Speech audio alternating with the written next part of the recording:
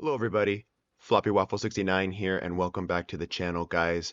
And as you know, the Salvage for Victory update, or not update, my bad, the Salvage for Victory event has gone live, and you can now piss away all your coal and boosters in order to go for 3 various ships and eventually the prize jewel of the Salvage for Victory event, which is the Sarkouf, which is the 203 gunned submarine for the French Navy.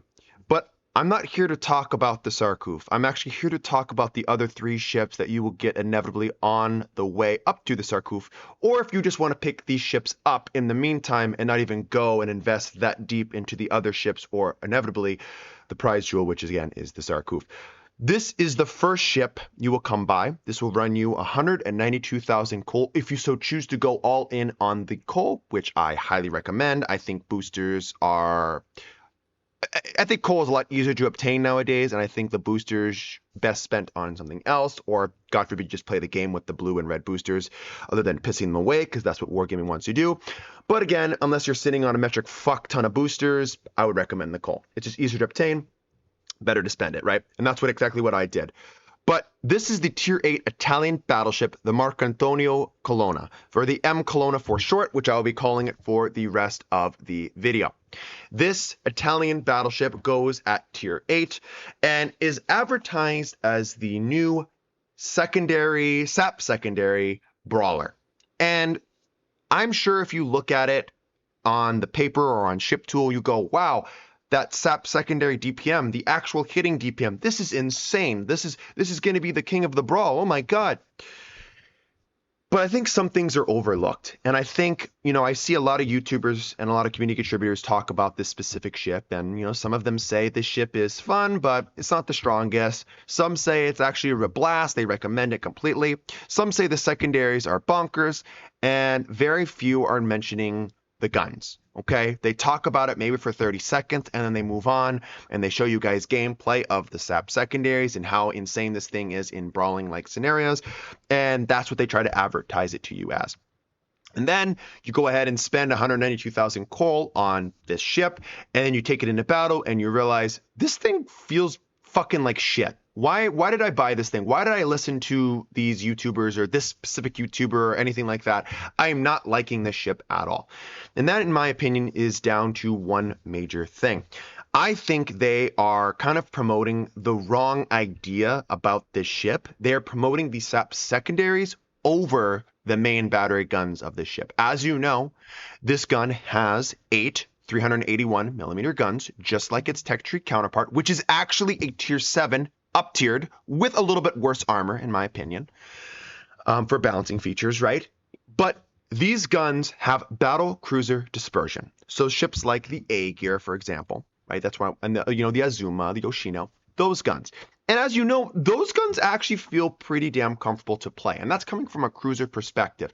Those guns feel pretty damn reliable and usually get the job done and land generally where I want them to land, more so than battleships.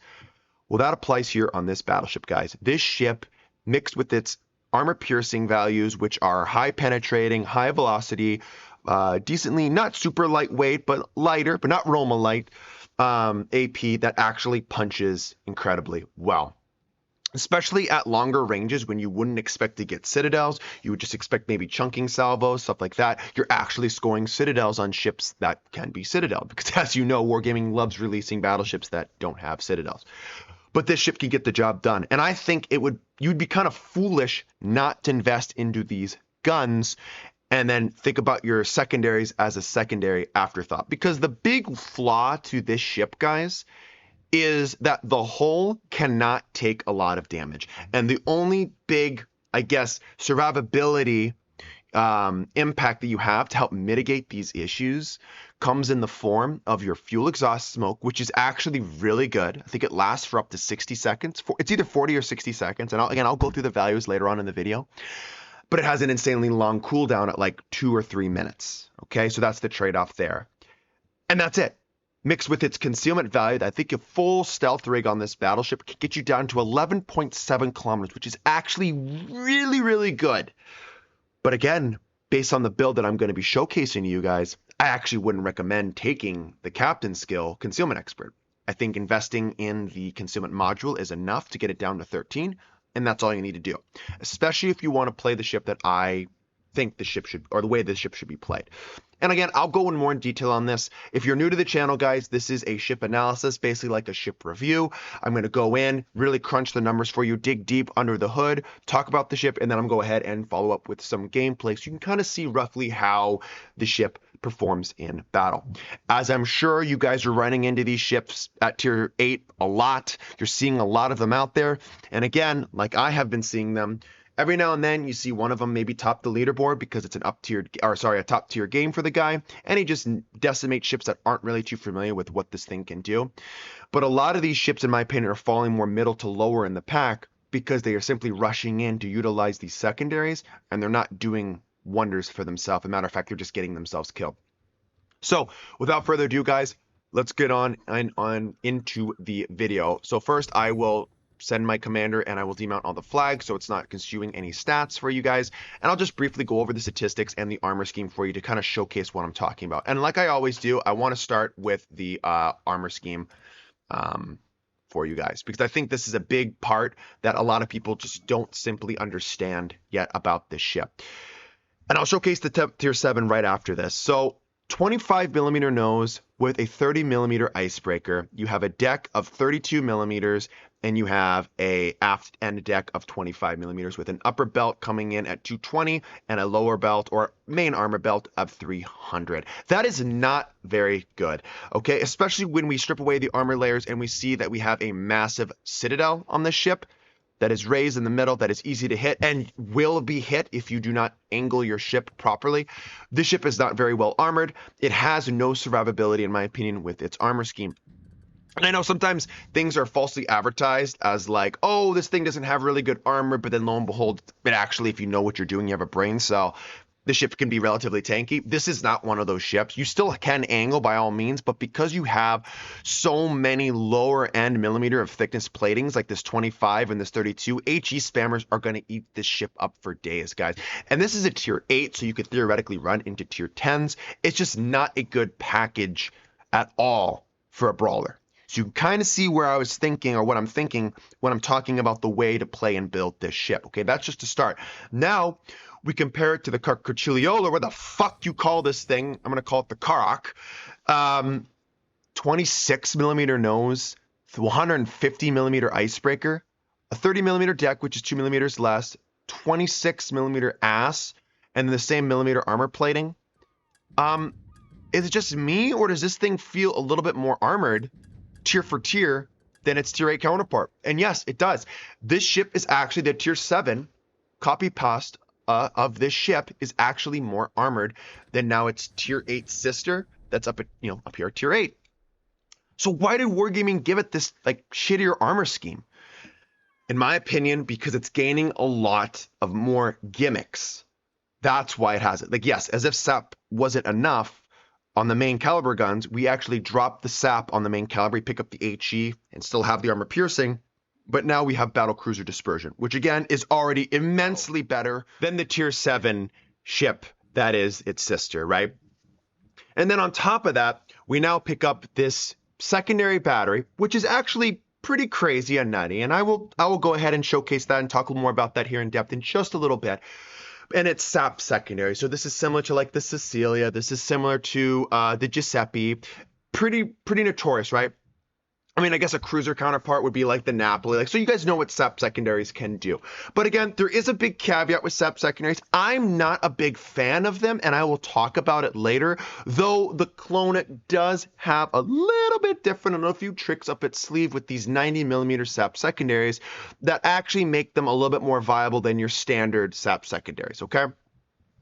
So hit points are coming in at 54,500. Your torpedo protection damage reduction actually shocked me. You actually pick up a 42% damage reduction. That's awesome. That's going to help you mitigate the 1 to 2 rogue torpedoes that you're going to take, and especially the pesky aircraft carriers are going to be dropping you with their torpedo bombers.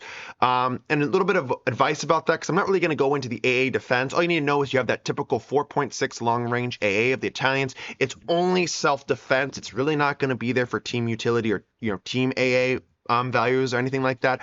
Your AA is trash. It's not very good AA, so you're going to have to try to stay with your, I guess, more of a threat AA escorts to aircraft than you would be trying to be more of a lone wolf that you could be on other ships that are secondary brawlers that have good AA, good flak, because this thing does not have that. Okay, going into the guns, like I kind of was already mentioning, I do want to mention this too. The turret firing angles of this ship are 30 degrees forward and 30 degrees back. I have noticed that they are feeling relatively comfortable. I will say, even when you have all 4 turrets to bear, especially going forward or ass, you can get citadel with your armor scheme. So you still have to tread with caution and time it when you can swivel, shoot all your guns, and go back, which is what you want to do anyways, just because 8 shells going down range are far better than 4, but because these are battlecruiser dispersion-esque guns with sigma value of 1.7, you can still get away with just firing your front 2 turrets. Don't think you can't do that and not get results, okay?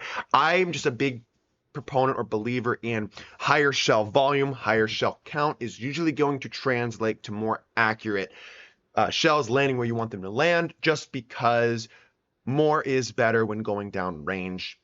Higher chance of you landing a shell where you want it to go. That's just my belief, okay? Not always the case, but that's just what I believe. Okay, your reload time is 31 seconds base. Your 180 degree turn time is 32.7. This feels a little bit sluggish, but again, it's right there at that standardized 30 seconds. It really shouldn't be that big of a deal in the grand scheme of things. Maximum main battery firing range is 18.3, which isn't the best, but isn't terrible either. Definitely workable. I really wouldn't want to exceed past this anyways. And also on a side note, this ship doesn't get access to a spotter aircraft, or a fighter has neither. Going to the high explosive shells on this particular vessel, we are clocking in at 5,100 maximum damage with a 24% chance of fire with an armor penetration value of 64 millimeters with an initial velocity of 880 meters a second. This is leading to a 3.7 fires per minute and a flight travel time for your shells about 9 seconds going to its maximum firing range, again, which is not bad. These shells feel really comfortable to utilize and lead. I'm finding myself landing them on target with relative ease, just because they come out of the barrels so hot. And I really do appreciate that and like that, especially on battleships. Switching to the armor piercing, we have 12,000 as a maximum damage of our AP shell, and initial velocity is just a little bit slower at 850 meters a second. Really, if I'm being absolutely honest with you guys, you're not going to notice too much of a difference. You should be fine. It should translate. If I'm leading a target by 10 clicks, it should be that still at whatever range you're firing at. Let's say 16 kilometers, should still land relatively in the same areas. So no problem with switching to different ammunition choices here. Okay. The one thing I want to talk about the armor penetration capability is, one thing I want to talk about the AP is the armor penetration capability. I mean, at maximum range, you're still picking up 475 millimeters of AP penetration. It can go ahead and overmatch 26 millimeters of effective armor, which is nice. So if you are engaging another Colonna on the battlefield, aim for the upper nose. You will be able to overmatch that upper nose, but don't aim right up the waterline at the nose because we have that icebreaker. If you were ever unsure if a target has an icebreaker, just aim for the upper nose if they're coming, like leading you or coming head on at you, excuse me. If not, if you don't trust yourself, then go ahead and aim superstructure. That's usually what I do. It's a general rule of thumb. Just keep that in the back of your mind as well. Your fuse time is a standard 0.033 seconds, and then the ricochet angles are the same, so there's no harm, no foul there. Again, the impact speed is relatively high, especially at maximum firing range of 18 kilometers. We're having 575 meters a second, and the shell weight is 885 kgs. What this is going to translate to is that these shells aren't going to be anywhere nearly as frustrating as you would get like on the Roma, for example, that has that insanely high impact speed and impact angle, which is not very steep at all, and it has very light shell weight, so those shells tend to zip right through the enemy target. You shouldn't have that problem as frequently with the Colonna that you would on the Roma. So because I did a Roma review, or I did a whole video about like how it's a very misunderstood ship, about when to shoot your guns and that kind of stuff, that realistically shouldn't have to be applied on the Colonna here, boys. Going on into these secondaries, okay, and this is what everyone has probably been promoting now, and I think it would be a shame not to touch on these secondaries. So you're picking up the 4x3 152s, and you're picking up the 12x1 90mm guns. Okay, the biggest thing you have to understand about these secondaries is with a maximum secondary build, I believe you can still get your secondaries out to 11.3 kilometers, which again, 11.3 kilometers, maximum stealth build of 11.7, that gives you just about a half a kilometer before your secondaries can start shooting via when your ship gets spotted. It's not bad at all, especially because your SAP secondaries have a higher armor penetration capability of 42 millimeters on your 152s and 26 with your 90 millimeters, which is nice because if it was high explosive with the 90 millimeters, it would nowhere near be as reliable or as impactful. Even with IFHE, you'd be really struggling to deal with even like destroyers penetrating their armor, especially if, God forbid, they have improved plating. But basically, it would stop there. You're solely reliant on the fires. This is kind of what we see with the standardized like Colombo line, for example. If you see anyone spec into the secondaries, realistically, only the 152s are going to be doing damage because they're going to be actually penetrating. And then the fires would be, or if you start a fire, that would be the main damage dealer for your secondaries. Well, the SAP secondaries, that completely nullifies that because you're going to be doing damage. And the same SAP characteristics apply to the secondaries, which means if they don't penetrate, they'll shatter, okay? Because they come in very lofty, they kind of have this big up, touch the moon, and come back down on the ship. If you could penetrate deck armors, which are usually like 25, 26 millimeters in certain parts, and superstructure, you're going to be doing reliable damage, which I have noticed you will be doing reliable damage. The problem with SAP is the SAP secondaries are almost neutered in half if targets are coming nose in at you, because then you're solely penetrating or looking for superstructure hits, and you can't have any damage over time because you physically can't start any fires. And this is why I believe high explosive secondaries are just superior, because not only can you penetrate superstructures and do all that stuff like SAP secondaries have, though it's a little bit lower or considerably lower, you can also set fires, which mainly is a big reason why people die to secondaries, is because their damage control party is taxed to hell. And they usually have to proc it after 2 fires are set, and then they follow up with additional 1, 2, maybe 3 fires on the target. And it just becomes very, very cancerous and detrimental to the vessel, and eventually the vessel burns down, as long with the main battery guns firing and with the occasional HE penetration, okay? You don't have that with SAP, so you're solely reliant on the SAP secondaries to do damage.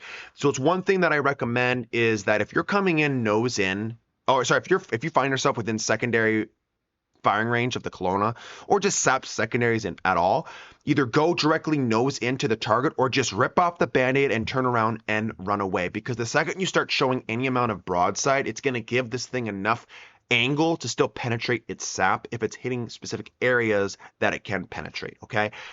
Just know the values, 26, 42, I believe, right? Know those values and try to play around that, and know that it can get out to 11.3 kilometers. So just like your typical like Bismarck and all that, or it's 11.6, it's one of those two. You just have to play around that and understand those values, okay? So that's pretty much about the secondaries. And if you go to the secondary DPM, which is worth talking about, the secondary DPM is about 512,000. And that comes down to the semi-armor piercing. And then we go over to the actual hitting DPM, and you're sitting around the 80,000 mark. They're incredible numbers, and I can see how people are going to get lost in those numbers. But don't think that's the only thing good about this ship, because I already showed you that the hull is really not the best hull. Okay, moving on into the maneuverability of the vessel here, you're coming in at 29 knots as a top speed. You have a 740 millimeter turning circle radius, and I actually believe you are sitting at a rudder shift time of 14.3 seconds. I don't touch any of these values based on the upgrades that I have slotted, which I will showcase here in just a bit. Just note that the ship feels fine, like your standard battleship. I didn't feel like I needed to invest in anything else to really help mitigate anything that the ship can't already give me, so to speak. Okay, and then the last values that I want to talk about is the detectability. I think it's like 14 point something without either the concealment module or captain skill slotted. With the concealment module, you're sitting at 13 kilometers, which is enough. I understand there is this big stigma that you must always have to take concealment module and concealment upgrade or concealment skill, like expert. And I understand the logic there and I get it. My only problem is tier 8 for me is probably the single most popular tier for aircraft carriers, and I am running into so many CV games that my stealth doesn't really help me play this ship well. Because usually if I see a target within my main battery firing range in the beginning of the battle anyways, I'm most likely opening up, especially with the build I have. Okay? Relying on stealth in a battleship, there are some battleships that need it. There are some battleships that really help out the ship itself. And then there are just a lot of the ships that, to me, don't really make much sense. Once you get it down to like the standard 14 kilometers, 13 kilometers, I don't really understand why you would need to get it down any further. Could it help you in certain life and death situations? Yes, it can. But so can damage mitigation and positioning yourself. You know what I mean? You shouldn't have to solely rely on your concealment because a carrier doesn't really give a fuck about your concealment because it's still going to fly its planes over, spot you, and then everyone's, in the right mind is going to be shooting your ship anyways. So in my opinion, with this ship, the way this ship wants to play, I don't recommend taking the concealment expert skill. I have tried it. It works from time to time. It really does help, but what I found out is it's not a necessity, and that frees up 4 more points that I can utilize somewhere else on my commander build. Another important one to talk about is the detectability after firing main battery guns in smoke. It is going to be 13.6 kilometers, so don't be one of those schmucks that smokes up and then fires its guns right away. We've seen those Italian battleship players. There's more of them than I would like to admit. Don't be fooled by that, okay? 13.6 is usable, but it shouldn't be like the way you go into playing this ship. The smoke is used for different tactics, and we're going to go over that in battle, okay? So that is the hard statistics of the Colonna. I'm going to go ahead and show the upgrades now. So for the upgrades, I am slotting main armaments modification 1. You can also slot damage control party mod 1 too. I just didn't do it on this ship, but again, you could go 50-50 either or. There's not a wrong choice here for either of these two, okay? In the second slot, damage control systems mod 1. In the third slot, don't even look at the secondary battery modification 1. That's what the game thinks you want to play. That's what the game thinks you want with this ship to get it out to 11 point whatever kilometers of secondary battery range. Wrong. Don't do that. It's not going to be a fun experience for you. You're going to want to invest in your main damage dealers on battleships, which are your main caliber guns. If I can land more shells on the target with my 380 millimeter guns that have insanely high penetration, why the fuck would I not do that? Okay, let's look at this logistically. All right, moving on. Fourth slot, damage control systems mod 2. Obviously, damage mitigation. This ship is fragile. So I want to make sure that I can help mitigate that flooding and fire damage that inevitably will happen on a battleship in 2026. And then in the fifth slot, I'm taking concealments modification because that's going to get me down to 13 kilometers, which is going to be more useful. Don't forget to slot your secondary flag. Please don't forget to do this. This is going to help you obviously extend your secondary firing range because at the end of the day, the SAP secondaries are still a strength of this ship. So you should invest a little bit in them anyways. Okay. With the commander build, I don't have a 21-point commander. I don't, because when I made the review for this ship, I actually brought over my Giuseppe commander, which I already had, and I changed for what I liked on this vessel. This is just another commander that I'm training up on this ship because it's a premium ship. It gets premium income. It helps you out a lot, right? And you can bounce commanders freely. So that's what I did. For this ship, I am going with Consumable Specialist. It's just going to lower the preparation time a little bit because it's fucking insanely long. Oh, also on a side note, if you have Sansonetti, clearly it's going to be God tier for the ship. Just throwing that out there, which I'm sure a lot of you will do anyways. Second slot, I am doing Grease the Gears. To me, no brainer. I want to make sure I can get my guns on target a little bit easier and kind of turn a little bit easier with my ship so I can have my guns to bear. Third slot, I'm taking Adrenaline Rush, like third upgrade. Fourth, I'm actually going Fire Prevention right away. I want to mitigate the fire damage, which I know will be coming, so I take that. Then I save up 4 more points, and I actually pick up the manual secondary battery aiming. clearly the range of my secondaries right now is only like what, 8 point something, I think. Let me just double check for you guys. Yeah, like basically 8 kilometers with the flag that I don't have equipped yet, but I will have it. So it's like 8.3 kilometers. I want to make sure that my sap secondaries are more accurate. The longer they stay in it, they're going to be more accurate. And I'm not going fully into the secondaries anyways, so I'd rather them hit more and do more damage rather than just shoot further and miss twice as much. That's kind of my thought process. Then I'm going to save up 3 more points, and then I'm going to take the long battery secondaries. That's going to get me to 9.5, plus the signal flag is going to get me to 9.9 kilometers, which is just under 10 kilometers, which is a perfect range for these secondaries. And that's what I want to stress. That is a perfect range for these secondaries.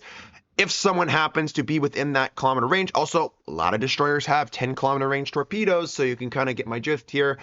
It's good. That's a good spot. Plus, if you get pushed, where you're playing this battleship at medium to longer ranges, then usually ships are going to be pushing within 10 kilometers of you, Iparangas, Massachusetts, all that kind of stuff. Then you're going to be able to dish back the pain with your sap secondaries, okay?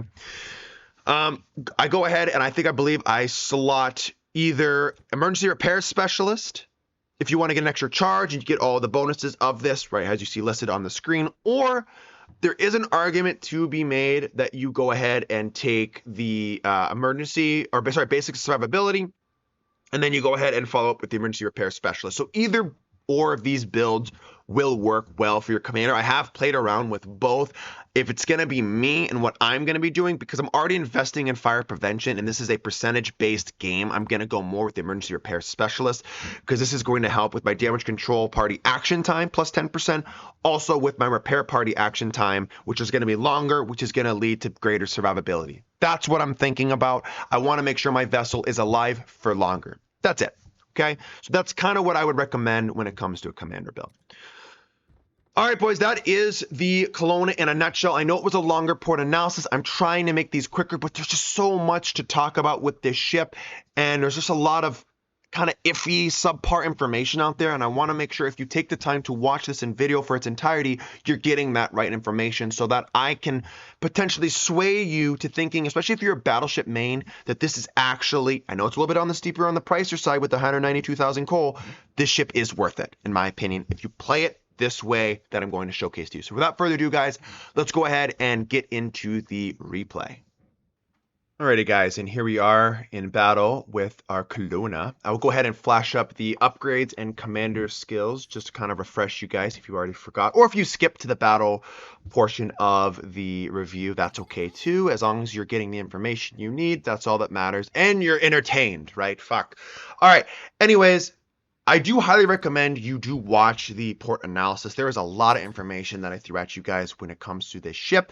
But one thing you need to understand, actually there's two things you need to understand with this ship. One, I don't have a 21-point commander. So if you're here to see 11.3 kilometer secondaries and a huge high secondary damage game, you've come to the wrong place. Because in my opinion, that is a 1 out of 10, 12, 20, a lot of battles. You're not going to be getting that consistently with this ship, unless you, of course, are top tier. But again, as we all know, tier 8 loves seeing tier 9 and especially tier 10 games. So generally, you're not going to be getting those games all the time. It does happen, though. And again, a 21-point commander is only going to help you.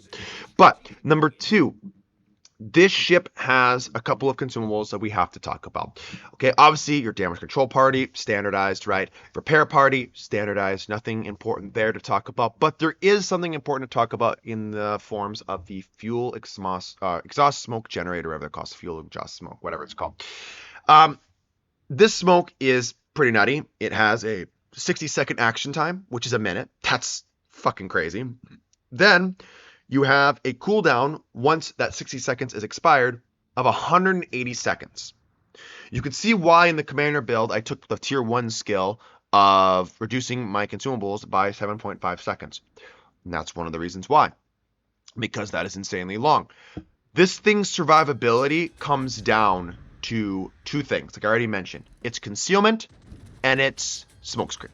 Okay, that's what leads to the survivability of this ship. It ain't its armor, I'll tell you that.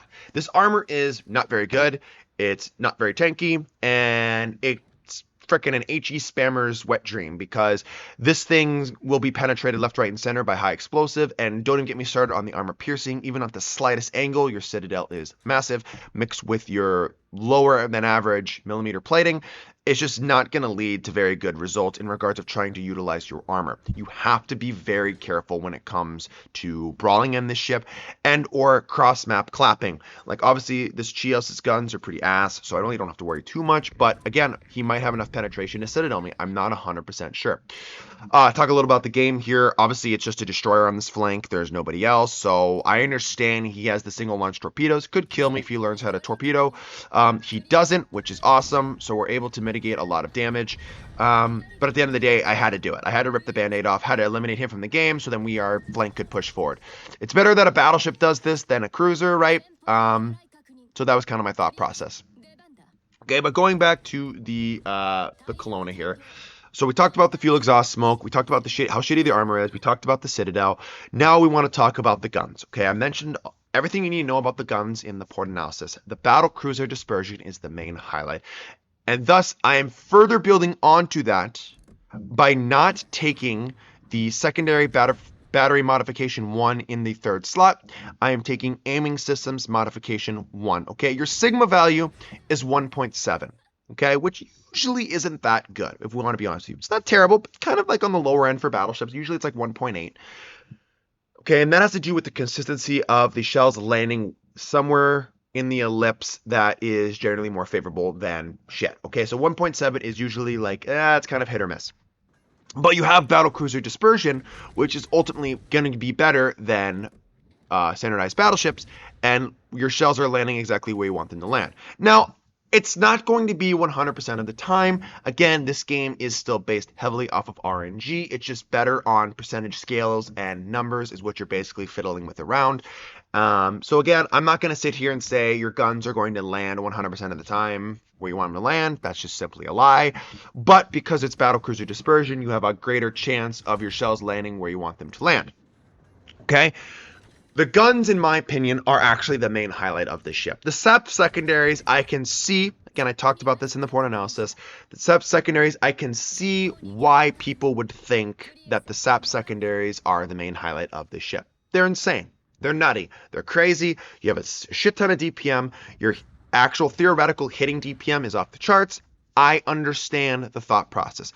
The problem is that actually utilizing that at tier 8 when you're not top tier is greatly reduced, because the higher you get in the tier tree or tech tree, the more insane the gimmicks are and how it's just easier and easier and easier to do damage. And that is a big downside to this ship. I already talked about how I'm not a big fan of SEP secondaries and how I actually believe they are the inferior choice to HE secondaries. But that being said, when you have a broadside New Mexico like this is when your SEP secondaries will actually do what you want them to do. That actual hitting DPM, that actual damage values that you want to see go up. This is when you're going to get those numbers you want to see. If they're not like this and they're angled pretty steeply or nose in or running away from you, that's when the trouble begins to stir for the SAP secondaries, because you don't have the HE or the fire chance. You don't have that at all. It's either you pen or you don't. And that's the problem with SAP secondaries, okay, in my opinion. If you angle to these, if you move ever so slightly and throw off where they're landing, you're going to mitigate a lot of the damage that SAP secondaries are intended to do on the vessel. And that's why I don't like them. But instead, what I do love is the fucking rail guns on this ship, the high penetration that the ship does have, and it really does reward you, because it's kind of like with like the Petropavlovsk, for example. Everyone knows that the Petro pretty much mainly shoots armor piercing. Now, why is that? Because the penetration and the shell velocity is so incredibly high, it's bound to do damage regardless of where it hits on the target. It's going to punch right through. And that's kind of what I see on these higher AP salvoed or higher AP penetration or shell muzzle velocity battleships. It's the same kind of deal. Like even with the Slava, a lot of people say the Slava is no longer relevant, and I disagree. Nice Citadel, by the way. I disagree, because I think you can still position your vessel and catch ships off guard. Plus, that thing is insanely accurate from insanely long range. And even if a ship is angled to me, I can try to pinpoint the superstructure and I can still relatively get a good chunk on the enemy ship just by doing that. And that's what I'm doing here. This Chios back-to-back silos here, including this one, he's going to be nose in at me. Nose in. And I'm still landing 4 out of my 8 shells, 3 of them penetrating because I can overmatch his nose, and I can go right in and just do that raw damage, which is basically what I am looking for, okay? And I'm already up to 108,000 damage. What I have 3 citadels. Like, I'm telling you guys, I cannot promote this ship enough. I'm not saying, and this is going back kind of a little sidetrack to the Surcouf event, the whole Salvage Victory. I'm not saying go and blow all your resources on all these ships. But if you're sitting there like I am, you've accumulated a metric fuck ton of coal, and you have every other coal ship in the game, this is a great coal ship to buy. Why not take that coal and spend it on this and, you know, be happy with it instead of buying premium ships with the balloons and all this other shit? Like, this is actually a very good ship, but I think it gets a bad rap because it's harder to play and people are just investing solely on the secondaries and wanting to get in there and utilize them. Just because you have I've said this a million times, and I'm going to say it a million times more. Just because you have an improved secondary suite doesn't mean you have, I'm going to stress this again, you have to get in there and utilize your secondaries. I think a lot of people die with secondary ships because they are obliged and feel it is a necessity to utilize their secondaries, especially early on in the battle. And that is just completely false. And as a cruiser main, I love ships that do that. You give me a Schlieffen, you give me a Libertad, you give me any of these ships that promote themselves as secondary kings, and I'm an HE kiting spamming cruiser, I will eat that up all day. Because what will happen is I will piss off these Battleship players. They will fucking say, fuck it, I want to kill this prick in the back of the map. They will go full broadside, and then they'll go broadside or whatever to my allied battleships, which will take full advantage of that. And then they'll eat a shit ton of citadels or just chunk damage, and it's just inevitable ongoing cycle until they are dead. It's a thing of beauty to see. So I am trying to help you, for people that maybe like battleships a little bit more than cruisers. I'm trying to help you in the regard of understanding that if you really want to be impactful in a secondary battleship, your guns are always going to be your number one damage dealer. Your secondary suite will always be your, I guess, comfort, your stuffing, your extras in your ship, the ship you're playing, okay? Now, Colonna on Colonna action. This is some hot, steamy Colonna on Colonna action, okay? And he thinks that he is going to sail in, smoke up, close the distance, and get his sap secondaries to just rain ever fucking hell on my ship, okay? But what he doesn't realize is that I'm not an idiot. I'm not a I don't know if you can even say that anymore, but I'm not a meathead. Let's just go with that. And I'm going to smoke up, and I am going to basically turn and kite and go with him. I'm going to kite with him. So basically, and as you guys know, any ship that's in the kited position will always have a distinct advantage unless your turret firing angles are so utter and incredible shit. Then you won't, because you're more likely to show more broadside than you should and a bigger target, and you usually get punished for that, okay? Like a prime example of that would be the burrows. Remember when I did the whole burrows down the line video, you saw how bad in the kited position those turret firing angles are? Similar concept, right? That's basically what I'm talking about. But now, because our turret firing angles are so good, we have a fuel exhaust smoke as well. So we're going to utilize it. He's basically just running in blindly. And I hate to say it, but I'm going to kind of use my New Mexico as a guinea pig. He will be my spotter. And I have, 8 more seconds of my smoke. So my sap secondaries, which are going to be doing at least some amount of damage at this tier because at this range, because he can't see me. And I'm going to take full advantage of this, right? My final analysis, or my I guess summary of the ship is, this is a phenomenal ship, guys, but you have to play it smart. This is not a brain dead secondary ship. This is all about the main battery guns, okay? This ship is all about the main battery guns, and you need to take full advantage of utilizing these main battery guns and position your ship in a smart, and put it in smart situations to take full advantage of these guns. Your secondaries are an afterthought. Use them to supplement your main guns, not the other way around. Anyways, guys, I hope you enjoyed the video. Stay tuned for more, and I will catch you all in the next one. Have a good rest of your day, and peace out, guys.